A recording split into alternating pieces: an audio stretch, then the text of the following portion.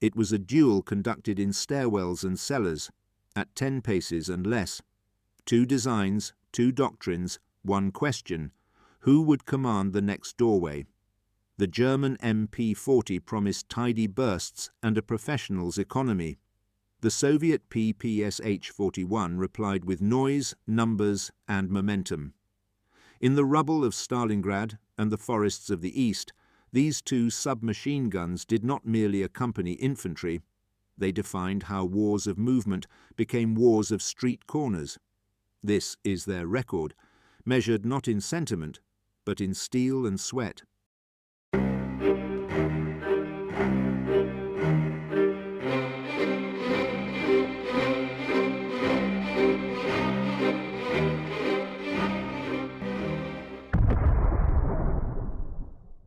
When the Great War ended, soldiers returned with an uncomfortable lesson. Artillery broke lines, but men with rifles still had to clear the last 50 yards. The machine gun had ruled no man's land, yet in trenches and alleys its tripod bulk was useless. Europe's arsenals shrank, but memories did not. The Germans, forbidden heavy weapons, turned to light automatic fire for police and border troops. The Soviets, newly revolutionary, saw submachine guns as the future's equalizer, a weapon the worker could build, carry, and master in days. By 1939, the Blitzkrieg demanded mobility. German doctrine spoke of combined arms, but the average infantryman still bore a bolt-action rifle designed in 1898. When battle reached towns, range was less than the width of a street. In Finland, Poland, and Spain, observers noticed, troops with small automatic weapons dominated confined terrain. Speed had replaced range as the new metric of survival. The German army needed a compact arm for mechanized troops, one that could fire from a half-track or doorway without losing control. Across the border, Soviet planners watched and calculated.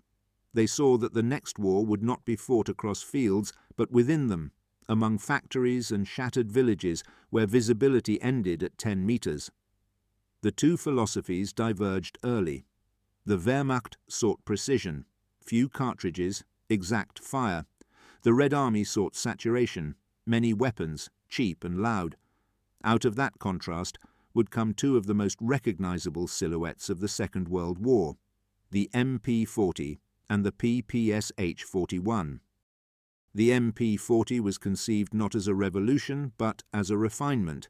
Its ancestor, the MP38, had already served German paratroopers, accurate, controllable, built with machined parts. Yet it was costly and slow to produce. The Wehrmacht's engineers, led by Heinrich Vollmer, turned to stamped steel, an innovation born from scarcity. Each fold and weld cut minutes from manufacture. It was a weapon of industry rather than craftsmanship, functional, minimal, efficient. In Moscow, Georgy Shpagin faced a different challenge. His predecessor, Degtyaryov, had built the PPD, accurate but intricate, with dozens of machined operations. Shpagin's task was brutal in its simplicity: design a submachine gun any metalworks could produce. Rivets instead of screws, welds instead of pins, and a drum magazine so vast it turned bursts into storms. His PPSh-41, Pistole Pulemyot Shpagina, 1941, emerged as a manifesto of mass production. Where Vollmer's MP40 was tailored, Shpagin's was forged. Both nations pursued doctrine through design. The Germans built for precision fire by trained troops. The Soviets built for weight of fire by everyone else. Each weapon embodied its nation's belief in how wars were fought and who would be asked to fight them. Steel met economy. The MP40's stamped body could be pressed in seconds. Its bakelite grips and collapsible stock marked a departure from wood and polish. German engineers viewed it as part of a system, an extension of the armoured column. For motorized infantry, it folded neatly against the body, weighing barely 4 kilograms loaded. Production lines across Erfurt and Suhl turned out tens of thousands. In the USSR, the PPSh appeared almost improvised. its receiver cut from steel pipe, its barrel shrouded in perforated cooling holes. Yet simplicity became strength.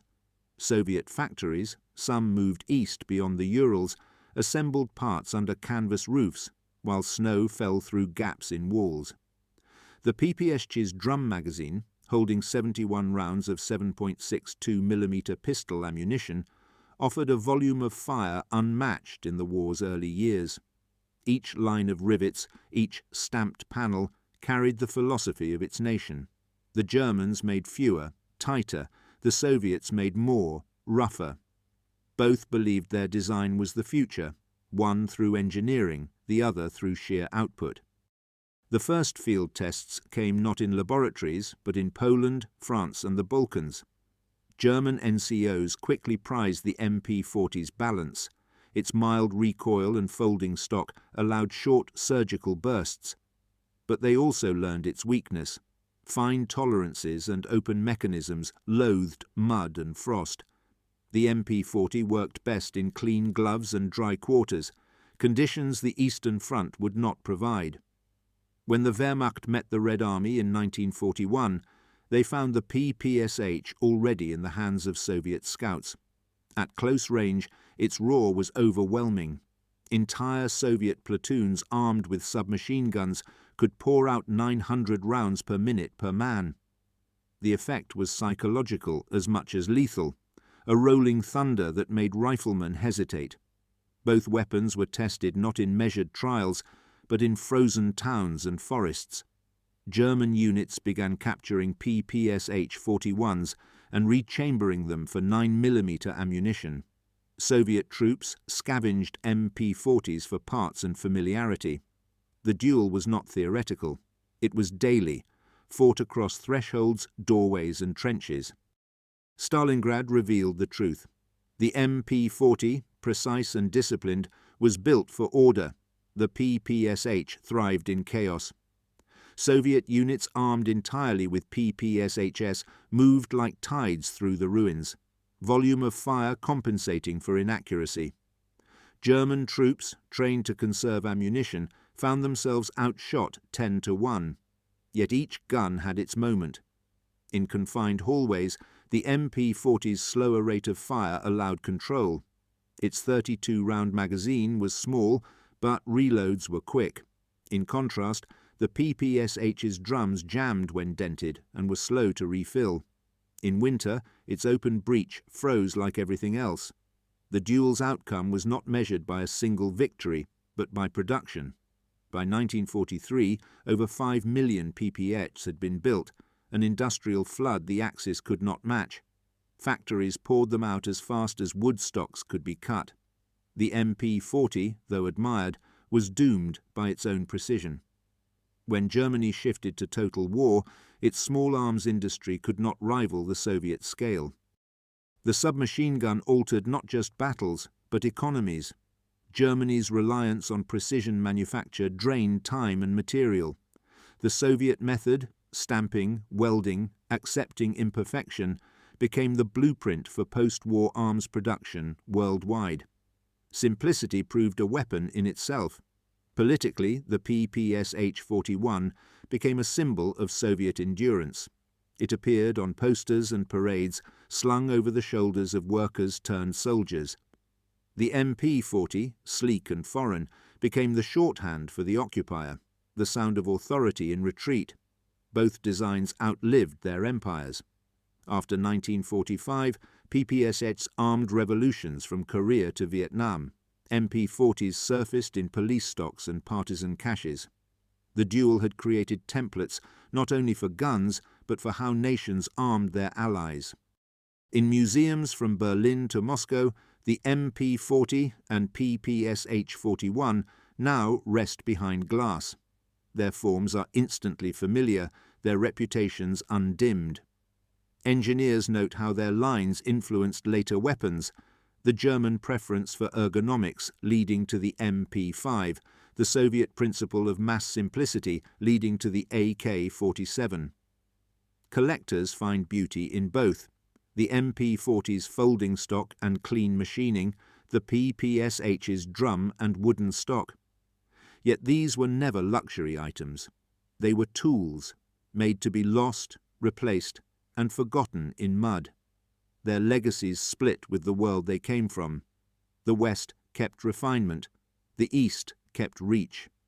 Between them lies a century of industrial philosophy, how to build under pressure, how to fight when precision is too slow. Two weapons, one born of discipline, the other of desperation, faced each other across a continent.